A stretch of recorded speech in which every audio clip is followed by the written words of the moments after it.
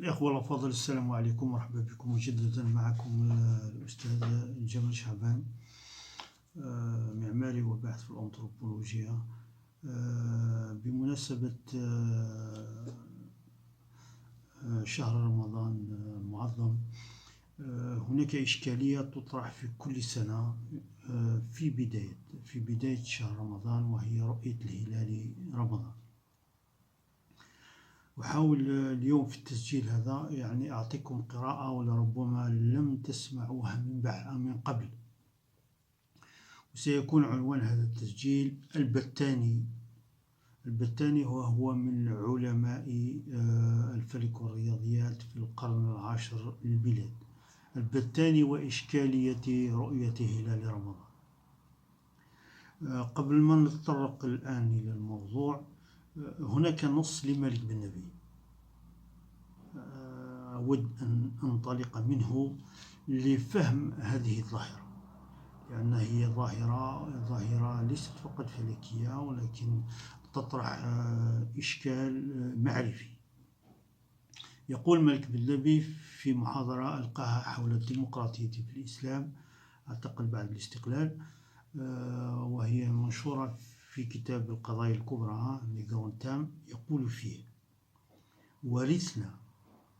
ورثنا نحن معشر الشعوب الإسلامية التي خضعت للدول الاستعمارية واحتكت بثقافتها وحضارتها في إطار الاستعمار، ورثنا المقاييس المرتبطة بحياة العالم الغربي وبتجربته التاريخية، وتقبلنا بعضها لنقيس بها الواقع الاجتماعي لدينا ونقارن على ضوئها ماضينا،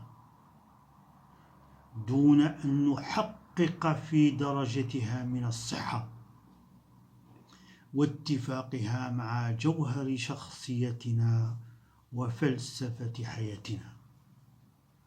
لاحظ مالك بن نبي هنا في هذا النص هذا يطرح إشكالية فلسفية معرفية حقيقية، أننا بشعور أو بدون شعور نحاول فهم واقعنا، نحاول فهم ماضينا تراثنا، ولكن بآلية بمقاييس هي من مخلفات الاستعمار.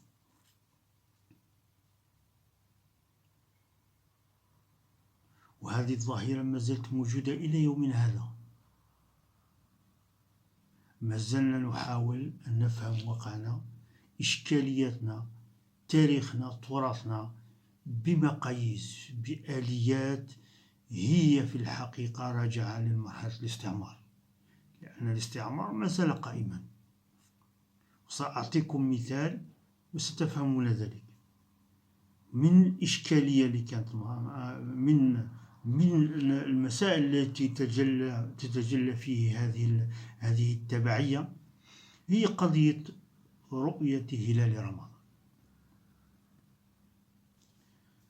سأعود إلى التاريخ، إلى أحد علماء الأمة يسمى البتاني، وهو من علماء القرن العاشر الميلادي، وهو مشهور في الرياضيات والفلك. محمد بن جابر البتاني، الذي ولد سنة 858 في نواحي حاران تركيا حاليا، وتوفي سنة 929. هو عاش في القرن العاشر الميلادي. قال عليه المؤرخ العلوم الأمريكي جورج سارتون: أعظم علماء عصره وأنبغ علماء العرب في الفلك والرياضيات.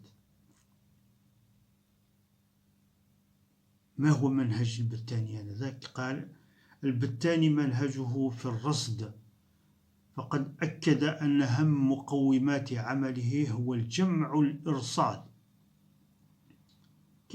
كان كثير الرصد، جمع الإرصاد الوفيرة المتقنة، ومطالعة كتب الأقدمين ونقدها، وتصحيح اللازم بعد إنعام النظر وطول الفكر وتدقيق الرصد. تلاحظون أنه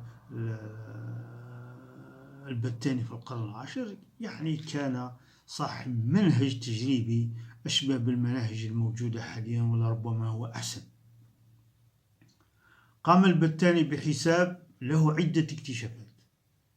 قام البتاني بحساب طول السنة الشمسية، وهي تنقص عنها في حساب اليوم 2:23 ثانية. يعني ما كانش فرق بين الرقم الذي وجده آنذاك والرقم المتداول حاليا. يعد البتاني كذلك من مؤسسي علم المثلثات، وخاصة المثلثات الكورية، وهو أول من أدخل مصطلح الجيب للسينوس، وهو أول من استخدم الجيوب والأوتار في قياس الزوايا، الظل والتظل، هذه المصطلحات المستعملة اليوم في الهندسة، هو أول من وضعها. يعتبر كتابه الزيج الصابع أهم مؤلفاته في مجال علم الفلك. ترجم للاتينية في القرن الثاني عشر، والبتاني ولربما معروف اليوم أكثر في الغرب. يحظى البتاني بمكانة عالية في تاريخ علم الفلك والرياضيات، وتقديرا له سميت أحد المناطق على سطح القمر باسمه. الآن من يكون البتاني؟ اطلعت على كتابه الزيج الصابع. ماذا يقول فيه؟ اسمعوا جيدا: إن من أشرف العلوم منزلة وأسناها مرتبة وأسناها مرتبة وأحسنها حلية وأعلقها بالقلوب وألمها بالنفوس وأشدها تحديدا للفكر والنظر وتذكية للفهم ورياضة للعقل، بعد العلم بما لا يسع الإنسان جهله من شرائع الدين وسنته، علم صناعة النجوم. وعلم صناعة النجوم هو من المصطلحات التي كانت تستعمل لما يسمى آنذاك بعلم الهيئة، لما في ذلك من جسيم الحظ وعظيم الانتفاع بمعرفة مدة السنين والشهور إلى آخره، إلى أن قال: إلى ما يدرك بذلك من أنعم النظر وأدام الفكر فيه من إثبات التوحيد ومعرفة كنه عظمة الخالق وسعة حكمته وجليل قدرته ولطيف صنعه. تلاحظون هنا أن علم صناعة النجوم يأتي في المرتبة الثانية بعد العلم بشرائع الدين. لماذا وضعه في المرتبة الثانية؟ لأنه يؤدي إلى إثبات التوحيد. إذن هناك علاقة بين ما يسمى آنذاك علم الهيئة، والآن الترجمات على علم الهيئة، لأن علم الهيئة وعلم الأزياج الذي كان المصطلحات المستعملة آنذاك، علم الهيئة ليس الفلك، إنما يقصد به الكوسمولوجيا، ومعرفة منظومة كل ما هو موجود، ما يسمى بالكوسمولوجيا. أما علم الأزياج ممكن أن يترجم بأنه الأسترونومي، هو الفلك. والكوسمولوجيا في المجتمعات الغربية عادت إلى الساحة إلا في القرن العشرين. قضية جد مهمة في الترجمات. إذن العلم الهيئة الكوسمولوجيا يؤدي إلى إثبات التوحيد. هناك علاقة جدلية بين الهيئة والتوحيد، لا يمكن أن نتكلم. لذلك علم الهيئة هو من فروع الرياضيات، والذين كتبوا كذلك فيه هم المتكلمين الذين تداولوا علم الكلام، لأن قضية الكون اليوم هو موضوع من مواضيع علم الكلام. كتب المؤرخ العلوم من جامعة هارفارد توبي هيف 1999 قال: لقد عمل العرب على تطوير ومناقشة جوانب عدة للمنهج التجريبي، وهذا كذلك المنهج التجريبي وجدناه عند ابن الهيثم في القرن ال11. يعني هؤلاء العلماء كانوا في المنهج التجريبي قبل عصر النهضة الأوروبية. يعني كانوا علميين، كانوا رياضيين وعلميين وفيزيائيين في التعامل مع ظواهر الطبيعة وتخطيط كيفية التسلح بها. ليس هذا فحسب، بل طوروا أيضا الأدوات الضرورية للوصول إلى أرقى مستويات الفلك الرياضي. وبالتوازي للمنهج التجريبي أبدعوا كذلك في الهندسة، في النماذج الرياضية، ما يسمى بالفلك الرياضي. والبتاني كتابه الزيج السابع هو كتاب في الفلك الرياضي. إذا المنهج التجريبي للبتاني مبني على الرصد الدقيق، لذلك توصل إلى نتائج خالف فيه بطليموس، لذلك يلقبونه بطليموس العرب. الرصد الدقيق، اعتماد على الهندسة وعلم الفلك الرياضي، ونقد كتب الأقدمين. تلاحظون هذا؟ يعني البتاني اليوم لو كان معنا اليوم بإمكانه أن يناظر روجي بانروز، هذا الرياضي الفيزيائي البريطاني الذي تحصل على جائزة نوبل في الفيزياء. من الناحية المنهجية كانوا علميين. الآن ما علاقة علم الهيئة بالتوحيد كما قال البتاني؟ هل هناك علاقة بين علم الهيئة، بين علم صناعة النجوم بالتوحيد؟ إذن البتاني كان ينطلق من الباراديغم الوسيط، ما يسمى النموذج المعرفي الوسيط، أي ينطلق من النظام ما يسمى آنذاك بالنظام الجيومركزي. يقول في الزيج السابع في الباب 28، يقول: معرفة اختلاف حركة الشمس وما يظهر أيضا معه من موضع بعدها الأبعد عن مركز الأرض. وهذه الجملة كذلك نجدها عند ابن خلدون، وهو المنظومة اللي كانت معمول بها آنذاك حتى بداية عصر النهضة في أوروبا، أن حركة الشمس كانت حقيقية كما قال ابن خلدون: مركز فلك الشمس مباين لمركز الأرض بسبب حركة الإقبال والإدبار. إذن المنظومة المعرفية، المنظومة الفلسفية آنذاك لتفسير ظواهر الكون كانت مبنية على ما يسمى بالمنظومة الجيومركزي. الجيومركزي يعني الأرض هي المركز في المنظومة التفسير الكون آنذاك. يقول المؤرخ العلوم هوري هوغونار روش، هذا هيستوريان دي سيونس، ولد هذا في كتاب موسوعة العلوم العربية التي كان يشرف عليها رشدي راشد. يقول: وجد كوبرنيكوس ظهر في بداية عصر النهضة في أوروبا، هو الذي غير المنظومة الجيومركزي إلى منظومة ما يسمى الهيليومركزي. وجد كوبرنيكوس مصدره الرئيس الذي يتعلق بالنتائج التي تحصل عليها الفلكيون العرب، وبشكل خاص البتاني والزرقلي كان هو من علماء الأندلس الذي توفي سنة 1100. جميع نماذج الكواكب الواردة في الملخص تاع كوبرنيكوس هي مماثلة للنماذج بن الشاطر كان ذلك كأحد العلماء دمشق الذي توفي سنة 1375.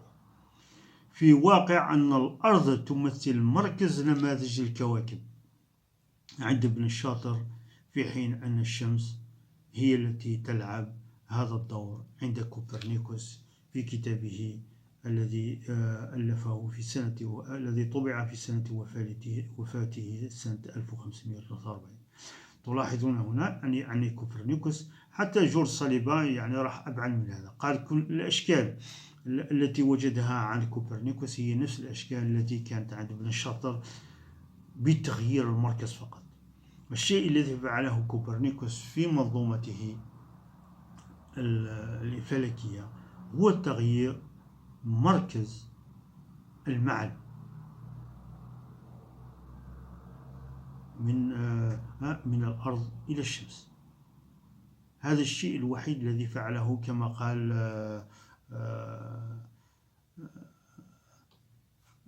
ألكسندر كوري الذي ترجم كتاب كوبرنيكوس. يقول الفيزيائي جون إيميل شارون: إن كل حقيقة علمية تتطلب برهان، وبرهان حركية الأرض حول الشمس لم يكن متوفر عند غاليلي، كيبلر وكوبرنيكوس. نلاحظ أن في البداية التي وضعت هذه المنظومة هي منظومة رياضية، كما قال كوبرنيكوس بنفسه، قال هذا كتاب في الرياضيات كتب للرياضيين. ولكن فيما بعد أصبحت هذه الفرضية الرياضية أصبحت دوغم، وكأنها حقيقة فيزيائية. ولكن الفيزيائيين في الغرب، الفلاسفة الغربيين، بدأوا يطرحون السؤال: ما علاقة هذه المنظومة بالواقع؟ يقول تيتيس بيركهارد، هذا يعني أحد المستشرقين، هو كان متخصص في الفكر الصوفي، يقول: الاستقطاب في النظام الجيومركزي اللي كان في العصر الوسيط على النحو الذي تصوره علم الهيئة في القرون الوسطى يرمز إلى مركزية الإنسان في الكون، إنه مطابق للواقع الذي يطرح نفسه على الفور لبصر الإنسان، ويمتلك كل الانسجام المنطقي لمجموعة من المعارف ليكون علما دقيقا. تلاحظون أن النتائج الحسابات التي أجراها العرب آنذاك هي نفسها التي مرت إلى المنظومة كوبرنيكوس في عصر النهضة في أوروبا. يقول عالم الفلك جيراردوس بو، هذا يعني أحد حاليا، وهو من المعارضين للنظام الهيليومركزي لكوبرنيكوس. وتلاحظون في الغرب اليوم هناك عدة باحثين لهم كتب ينتقدون هذا نظام كوبرنيكوس، لأنه فقط هو منظومة رياضية. يقول الفيزياء والمعادلات التي تستخدمها وكالة النازا لإطلاق الأقمار الصناعية مطابقة للمعادلات المشتقة من النظام الجيومركزي. ولكن الشيء الملاحظ كذلك أن الفيزياء التطبيقية، كل الفيزياء التطبيقية مبنية إلى يومنا هذا مبنية على المعادلات النظام الجيومركزي. النظام الجيومركزي يعني الأرض هي في سكون والشمس هي في حركة. النظام الجيومركزي هو النموذج المستعمل في العلوم التطبيقية: الصواريخ، الأقمار الصناعية، الجيروسكوبات يعني وعلم المحيطات، علوم الطيران. الفلكيون يفضلون إلى يومنا هذا، حتى الفلكيون يفضلون إلى يومنا هذا استعمال النظام الجيومركزي كمرجع لإرصادهم بدلا من النظام الهيليومركزي، وذلك لسهولته عمليا. إذا من ناحية التطبيقية، الفيزياء التطبيقية، كل المعادلات المستعملة إلى يومنا هذا هو النظام الجيومركزي. إذا عندما نقول أن الأرض هي التي في حركة حول الشمس كما يعني فرضها كوبرنيكوس في كتابه، وأصبحت فيما بعد لها تشعبات على المستوى الفلسفي وعلى المستوى الفيزيائي للحداثة الغربية. ماذا أنشأت هذه المنظومة الوهمية في الحقيقة الرياضية؟ أنشأت أزمة نفسية وحضارية في المجتمعات التي تبنت هذه المنظومة. كتب الفيلسوف إدمون هيسر، هذا رياضي ألماني، في 1934، هذا يعني حديثا في القرن العشرين، قال: أنا لا أتحرك سواء أظل هادئا أو أمشي، جسدي هو المركز والأجسام في سكون، أو في حركة كلها من حولي ولدي أرضية بدون حركة. تلاحظون هنا ماذا أفعل هنا؟ أدقق في النظريات التي وضعت في الغرب. مالك بن نبي قال نأخذ هذه المقاييس الغربية بدون تدقيق، وأنا أحاول أن أدقق في هذه النظريات. تلاحظون هنا أن هذه النظريات في الغرب فيها نقاش حتى عند الباحثين الغربيين. يقول الفيلسوف الصوفي فريجوف شوان، يقول ولا بد من القول أن التدمير الرمزية الطبيعية والمباشرة للأحداث يؤدي إلى عوائق خطيرة للحضارة التي يحدث فيه، كما هو واضح في الحضارة الغربية. في الحضارة الغربية الإنسان فصل عن الكون، فصل عن الواقع، ويعيش حياة وهمية. يقول الفيلسوف أوغسطين هذا أوغسطين مرة يعني بعث لي يعني دعوة لتنظيم مجموعة من المحاضرات في مركزه في باريس. يقول هذه الصيرورة التي وضعت في عصر النهضة، وهي موضع اليوم موضع بحث، لأن كل ما سيقع فيما بعد هو مرتبط بما وقع في عصر النهضة. يقول هذه الصيرورة كان الكشف التدريجي للبعد الفيزيائي الحدثي والموضوعي للواقع. أصبح الواقع ليس له بعد روحي، وإنما هو بعد فيزيائي فقط. هذا البعد يقول لا وجود للآلهة والمشاعر، لا وجود للآلهة، لا وجود للوحي فيها، هو إذن بعد مجهول لدى الإنسان، بعد مجهول لدى الإنسان. وهذا الفيلسوف ما زال حيا، أوغسطين بيرغ، ممكن أن تطلعوا على أبحاثه. ماذا قال مالك الدمي في كتابه مشكلة الأفكار؟ مشكلة الأفكار كتبه في 1970 في العالم الإسلامي. الفقرة الأولى تاع الكتاب هذا وش يقول الإنسان يتوقف على طريقته في ملء هذا الفراغ الكوني، تحديد نوع ثقافته وحضارته. طريقة ملء الفراغ الكوني، طريقة بلورة هذه الصورة للإنسان للكون هي التي تحدد ثقافته وحضارته. إذن الكون، ما يسمى بالكون، هي ظاهرة حضارية وليست ظاهرة فيزيائية. وهذا ما ذهب إليه كذلك أحد علماء الفلك الروس ليبونوف. كتب كتاب في 1918 من الانفجار الكبير إلى الصمت، من الانفجار العظيم إلى الصمت الكبير. وعندما قدم هذا الكتاب وهو عالم فلك تكلم عن الحضارة ولم يتكلم عن الكون، لأن مصطلح الكون هو ما نعتقد أنه كون، هي صورة فقط. لذلك وجدت في التاريخ عدة نماذج كوسمولوجية للتاريخ. إذن مصطلح الكون هو مرتبط بنفسية الإنسان.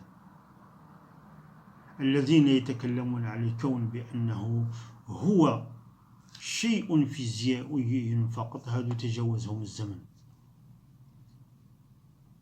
وهذا الفهم هذا لا يعني أننا نلغي التجربة ونلغي الحساب. الحساب يعني ثابت والتجربة ثابتة، ولكن هناك دائما بعد في معرفة الكون يعود إلى تصور الإنسان. كما قال حتى أينشتاين في هذه، قال لك الرؤية أن تجد علاقة بين الظاهرة وتصورنا للظاهرة. واليوم كل النقاشات اليوم الموجودة في الغرب هي في مسألة التصور، في مسألة التصور. لذلك النقاش حول الكون اليوم هو من مواضيع الفلسفة، من مواضيع الفلسفة. الآن أعود إلى الإشكالية رؤية هلال رمضان. سترون أن هذه الإشكالية وتطرح جدال في الحقيقة عندنا في بداية شهر رمضان. هناك من يرجح الحساب، هناك من يرجح الرؤية، وهناك من يحاول أن يجمع بينهما، لا أدري كيف. لنعود إلى النصوص. نعود إلى النصوص، إلى حديث رسول الله صلى الله عليه وسلم الذي قال: صوموا لرؤيته وأفطروا لرؤيته، فإن غم عليكم فأكملوا عدة شعبان 30 يوم. تلاحظون في هذا الحديث، وهذا حديث صحيح، أن هناك رؤية وهناك حساب. إذا ليس الرؤية لا تدخل في صراع مع الحساب، وإن كانت الأولوية للرؤية. صوموا لرؤيته. إذا لكي تكون الرؤية صحيحة ودقيقة لا بد أن يكون الحساب دقيقا. كيف نعرف أن شعبان فيه 30 يوما؟ هذا بالحساب. إذا هناك علاقة بين الرؤية والحساب. كلما كان الحساب دقيقا كانت الرؤية صحيحة. ابن خلدون الآن في قواعد علم الهيئة، لأن الكثير من يتكلموا في الفلك اليوم هم جهال في الفلك في الحقيقة. سأعطيكم أمثلة في ذلك. يقول ابن خلدون: اختلاف المنظر في القمر باختلاف العروض التي ينبني عليه رؤية الأهلة. إذا عملية رؤية الهلال مبنية على الإحداثيات، على خطوط الأرض. إذا الرؤية ليست هناك رؤية عالمية للهلال. عملية الرؤية مرتبطة بالإحداثيات الجغرافية. ويقول كذلك: مطابقة حركة الآلة في الرصد لحركة الأفلاك والكواكب إنما هو بالتقريب ولا يعطي التحقيق. إذا مهما كانت الرصد والحسابات فهي تقريبية، فإذا طال الزمان ظهر تفاوت ذلك التقريب. وهذه ظاهرة يعني طبيعية، ظاهرة طبيعية، ظاهرة كونية. إذا الحساب لا يمكن أن نتكلم الدقة في الحساب. كلمة الدقة في الحساب غير موجودة. إذا استعملنا كلمة الدقة في الحساب هذا يعني أن نتكلم هنا على حسابات هندسية فقط وليست في الواقع، لأن العلم يبحث في فهم الواقع.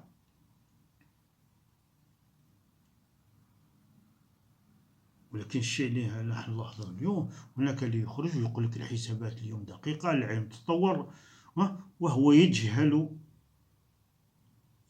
حتى قواعد الهيئة، قواعد الفلك.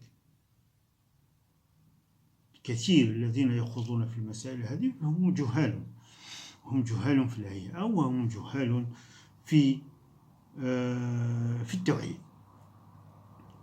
قال الله تبارك وتعالى: فمن شهد منكم الشهر فليصمه. ليس من رأى منكم الشهر، من شهد. والمشاهدة هي رؤية الأشياء بدلائل التوحيد، هي الحضور، كما قال هيديغر إذا استعملت مصطلح هيديغر دايزن. والشهود هي رؤية الأشياء بدلائل التوحيد، وتكون أيضا رؤية الحق في الأشياء. وهذا هو مقام التوحيد، مقام الإحسان، مقام التوحيد الذي لا ينال إلا بالمشاهدة والإلهام، وهو طور ما وراء العقل. إن في ذلك لذكرى لمن كان له قلب أو ألقى السمع وهو شهيد. إذن الحساب هو في إمكانية الرؤية. لا نضع في صدام الحساب والرؤية. لا نقول العلم تطور كما يقول هؤلاء الذين أخذوا القشور من الغرب. يقول لك العلم تطور ونستغني عن الرؤية. والشيء الغريب الذي يقولون هذا، هناك شيوخ وهناك دكاترة يقولون هذا. الحساب هو في إمكانية الرؤية التي تعتمد على المعيار، وعملية الحساب تتم على معيار، تتم بالمعيار، لأن في تاريخ العلوم نجد أن هناك كثير من المعايير، والمعيار هو نموذج رياضي وضع بعد الإرصاد للتنبؤ بعملية رؤية الهلال، ما هو إلا نموذج رياضي، والنموذج الرياضي ليس هو الواقع.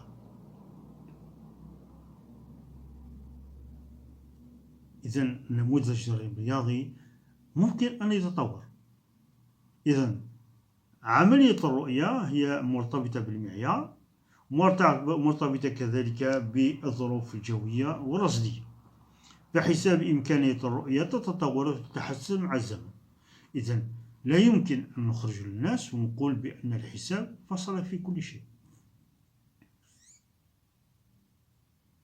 نعطيكم مثالين الآن، باحثين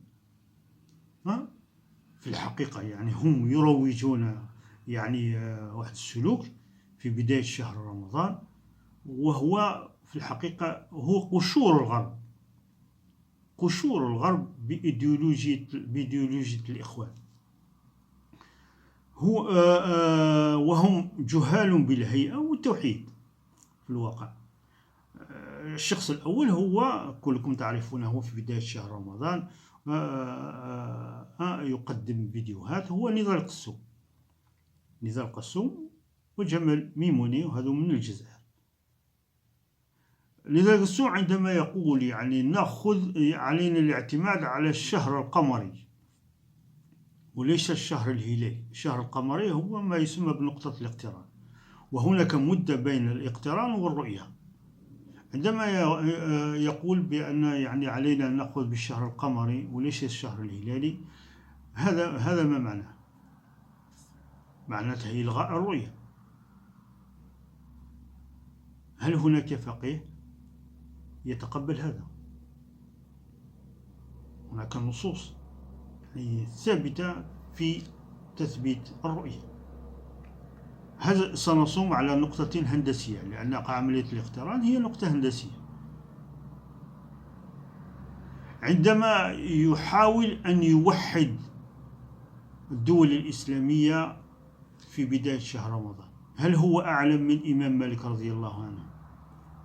إمام مالك رضي الله عنه عندما المنصور عرض عليه أن يجعل الموطأ منهاجا لكل المسلمين، إمام مالك قال لا تفعل يا مولاي، قال لكل قوم علم.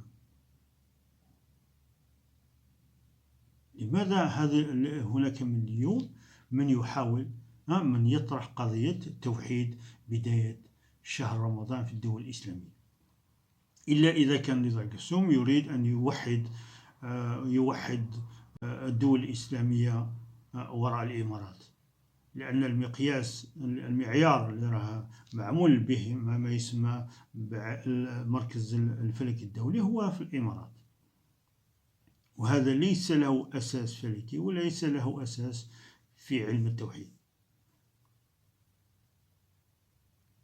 تلاحظون هو يتكلم الكثير. أضف إلى ذلك هو إذا من الناحية الأكاديمية هل هو مؤرخ العلوم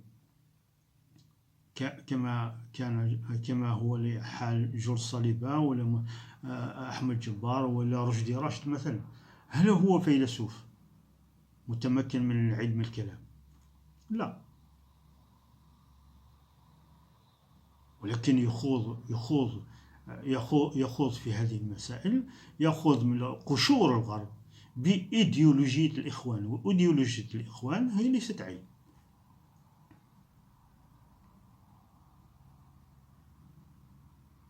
الشخص الثاني هو جمال ميموني، هو من الجزائر من جامعة قسنطينة، ولكن هو على رأس جمعية الشعراء. في كل بداية السنة بداية شهر رمضان يصدر بيان، ولكن البيان هذا أقل ما يقال عنه أنه يثير البلبلة في الناس، في أوساط الناس. كذلك هو ينقل على معيار الإمارات، ما يسمى معيار عدا، ولكن بدون أي نقد، ويقدمون خرائط هذا المعيار هذا وكأنه الواقع، لكن هو معيار. هناك دول عربية لا تأخذ بهذا المعيار، في مصر مثلا لا يأخذون بهذا المعيار. إذا هناك معايير عديدة، ولكن هم يقدمون هذا المعيار وكأنه هو الواقع. وفي بيان الذي يصدره كل سنة يضع دائما في تضاد بين الحساب والرؤية، وكأن الحساب هو العلم، ويستعمل كلمة العلم في الحساب.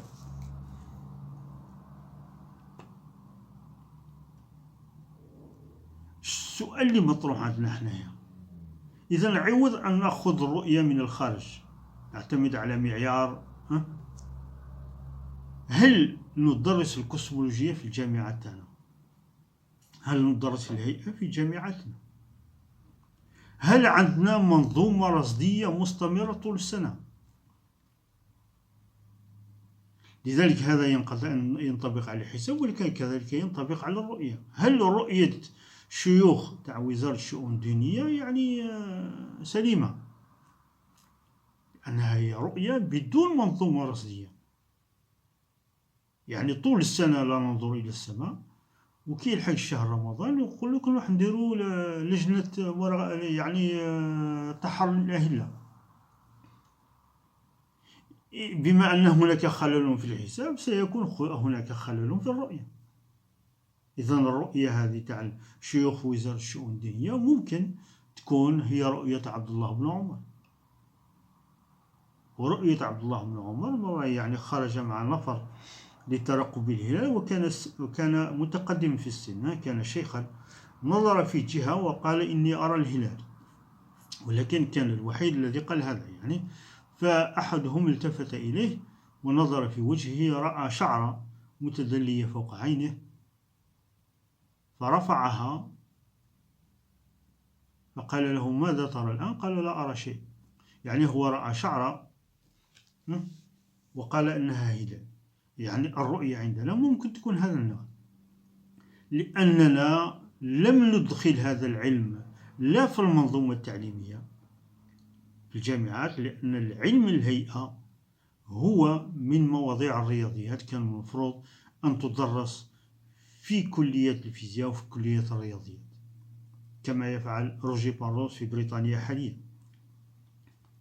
وكذلك علينا أن تكون عندنا منظومة رصدية طول السنة. بهذه الحالة يمكن أن نبني معيارا جديدا وتكون الحسابات والرؤية في انسجام. خلاصة القول، يقول محمد باسل الطائي، هذا يعني فيزيائي عراقي كتب كتاب دقيق الكلام، وكتاب يعني قيم، يقول آن الأوان أن ندرك أن الصراع بين العقل والعالم لا يمكن حله إلا بالارتقاء إلى مستوى أعلى من مستويات المعرفة، ذلك هو العرفان. وهذا الصراع هو موجود في الغرب، الصراع بين العقل والعالم موجود في الغرب. إذن طريقة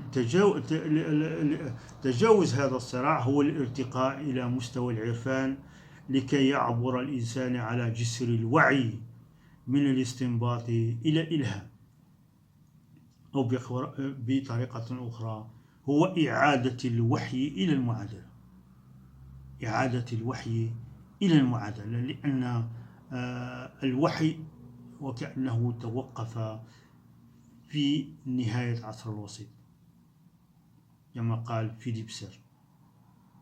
إذن آن الأوان للعودة إلى الوحي مرورا بالعقل لفهم الكون، وإعادة النظام الجيومركزي، وإعادة مركزية الإنسان في الكون، مركزية الأرض في الكون. وتكلم هنا ليست المركز الهندسي.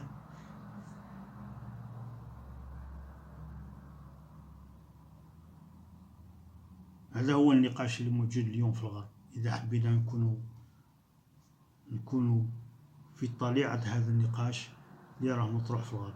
يقول أوريليان بارو هذا عالم فيزياء الفلكية، c'est un astrophysicien et un philosophe. astrophysicien philosophe. نضال قسوم ما هو يعني رتبته عندما يقدم، ما هو؟ Est-ce que c'est un astrophysicien? Est-ce que c'est un philosophe? هذا السؤال مطروح. هو ما صنعه في الحقيقة، صنعته بعض الدوائر الإعلامية فقط، ويروج كما قلت، يروج، يأخذ من قشور الغرب ويروج لإيديولوجية الإخوان ويسميه علما.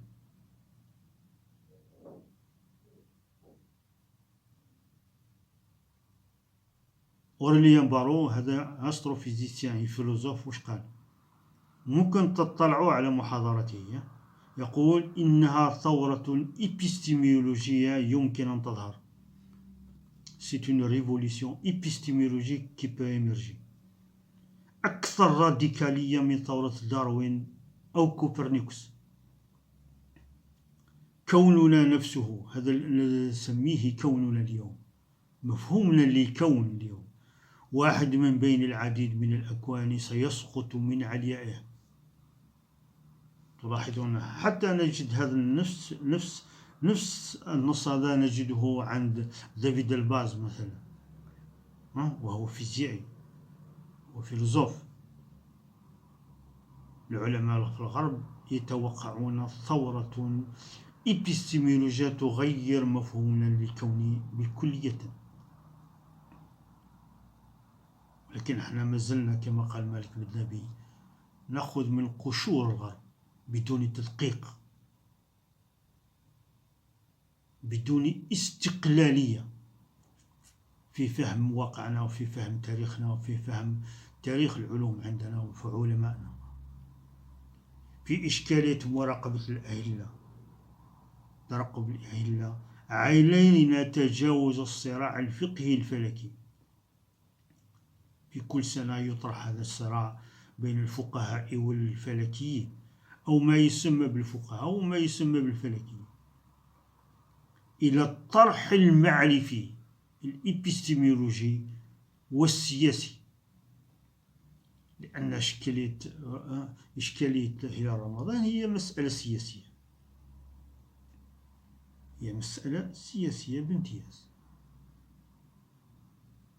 بناء منظومة رصدية هي سياسية، تدريس علم الهيئة في الجامعات هي سياسية، أخذ المعيار الفلاني ولا الفلاني هو قرار سياسي.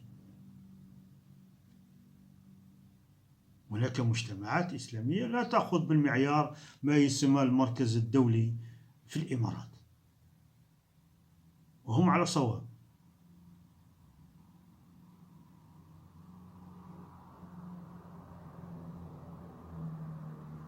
وفي الأخير أقول لكم رمضانكم مبارك، والسلام عليكم ورحمة الله تعالى وبركاته.